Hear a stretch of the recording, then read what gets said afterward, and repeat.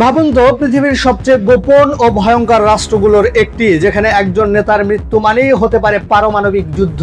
হ্যাঁ, উত্তর কোরিয়া এমন এক ভয়ঙ্কর সামরিক নীতি তৈরি করেছে যেখানে যদি দেশটির সর্বোচ্চ নেতা কিম জং উন নিহত হন, তাহলে অটোমেটিক শুরু হয়ে যাবে নিউক্লিয়ার কাউন্টার অ্যাটাক।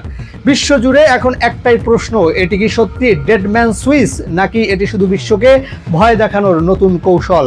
আজকের ভিডিওতে আমরা জানবো কেন উত্তর কোরিয়া এমন সিদ্ধান্ত নিল, কিভাবে কাজ করতে পারে এই ভয়ঙ্কর সিস্টেম, এবং এটি যদি বাস্তবে ঘটে তাহলে পৃথিবীতে কি ধরনের ধ্বংস নেমে আসতে পারে। বিশেষজ্ঞদের সেই ভয়ঙ্কর সতর্কবার্তা যা ইতিমধ্যে আমেরিকা, দক্ষিণ কোরিয়া এবং জাপানকে চরম উদ্বিগ্ন করে তুলেছে। উত্তর কোরিয়া বিশ্বের সবচেয়ে বিচ্ছিন্ন ও সামরিকভাবে নিয়ন্ত্রিত দেশগুলোর একটি। দেশটির নেতৃত্বে আছেন কিম জং উন, যিনি শুধু একজন প্রেসিডেন্ট নন, বরং পুরো রাষ্ট্রযন্ত্রের কেন্দ্রবিন্দু। দেশটির সেনাবাহিনী, ক্ষেপণাস্ত্র, পারমাণবিক অস্ত্র সবকিছুই তার নির্দেশে পরিচালিত হয়। বিশেষজ্ঞদের মতে নর্থ কোরিয়া এমন একটি লিডার সেন্ট্রিক সিস্টেম যেখানে নেতা হারিয়ে গেলে পুরো রাষ্ট্র ব্যবস্থায় বিশৃঙ্খলায় পড়ে যেতে পারে। আর সেই কারণেই কিম জং উনের নিরাপত্তা নিয়ে উত্তর কোরিয়া সবসময় অতিমাত্রায় সতর্ক। কিন্তু সাম্প্রতিক সময়ে পরিস্থিতি আরো ভয়ঙ্কর দিকে মোড় নিয়েছে, কারণ নতুন সংবিধান সংশোধনে উত্তর কোরিয়া এমন ইঙ্গিত দিয়েছে যদি কিম জং উনের উপর আঘাত আসে তাহলে পারমাণবিক প্রতিশোধ স্বয়ংক্রিয়ভাবে চালু হতে পারে, যা হচ্ছে ডেড ম্যান সুইচ। শুনতে সিনেমার গল্প মনে হলেও এটি বাস্তব সামরিক কৌশল। এমন একটি সিস্টেম যেখানে প্রধান নেতা নিহত হলে অথবা কমান্ড সিস্টেম ধ্বংস হলে স্বয়ংক্রিয়ভাবে পাল্টা আক্রমণ শুরু হয়। সোভিয়েত ইউনিয়নের সময়ও পেরিমিটার সিস্টেম নামে এমন একটি প্রযুক্তির কথা শোনা গিয়েছিল। এর উদ্দেশ্য একটাই, শত্রুকে জানিয়ে দেওয়া আমাদের নেতা মারা গেলে তোমরাও নিরাপদ থাকবে না। বিশ্লেষকদের ধারণা উত্তর কোরিয়া এখন ঠিক সেই পথেই হাঁটছে। আজ উত্তর কোরিয়ার কাছে রয়েছে ইন্টারকন্টিনেন্টাল ব্যালিস্টিক মিসাইল বা ICBM, submarine launched missile, hypersonic missile এবং ট্যাকটিক্যাল নিউক্লিয়ার উইপেন।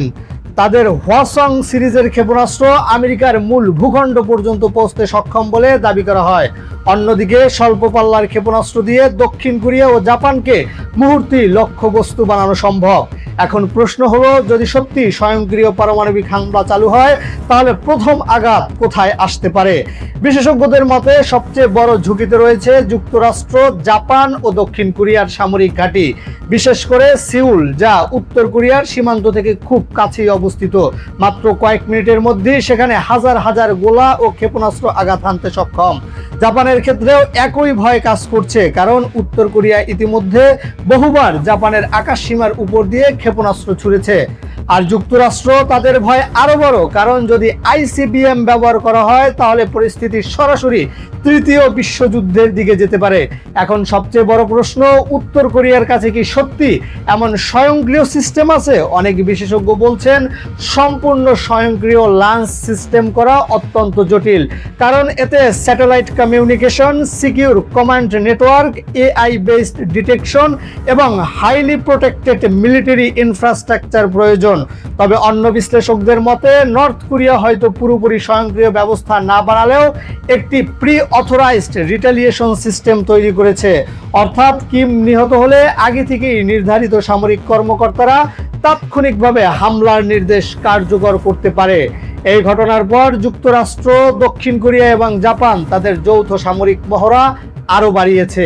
এদিকে স্যাটেলাইট সার্ভাইলান্স এবং মিসাইল ডিফেন্স সিস্টেম আগের চেয়েও আরো শক্তিশালী করা হচ্ছে। বিশ্ব নেতাদের আশঙ্কা, যদি ভুল বোঝাবুঝি থেকেও কোনো সংঘর্ষ শুরু হয় তাহলে সেটি কয়েক মিনিটের মধ্যে ভয়াবহ পারমাণবিক যুদ্ধে রূপ নিতে পারে।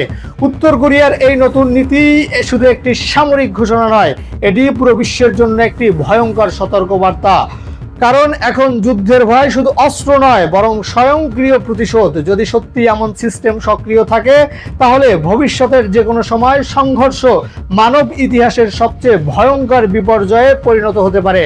আপনার কি মনে হয়, উত্তর কোরিয়া কি সত্যি নিউক্লিয়ার ডেড ম্যান সুইচ তৈরি করেছে? কমেন্ট করে আপনার মতামত জানান। ভিডিওটি ভালো লাগলে লাইক দিন, শেয়ার করুন। এমন অজানা তথ্যের বিশ্লেষণ পেতে চ্যানেলটি এখনই সাবস্ক্রাইব করে রাখুন।